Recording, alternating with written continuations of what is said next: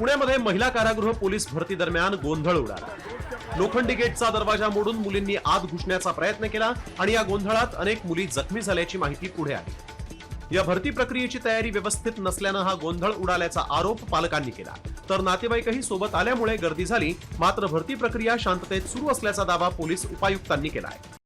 Comscore नुसार आता isakal.com आहे देशातील नंबर 1 ची मराठी न्यूज वेबसाईट। प्रत्येक अपडेटसाठी isakal.com ला नक्की भेट द्या।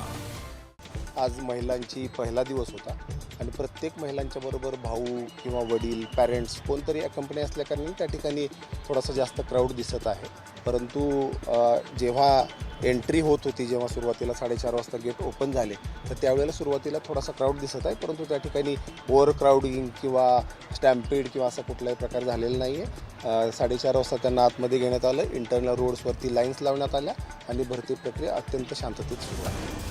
मुली सुरक्षेच्या दृष्टीनं आपल्या पालकांना सोबत घेऊन येतात। पोलीस प्रशासनानं या गोष्टी लक्षात घेऊन नियोजन करण्याची आवश्यकता आहे।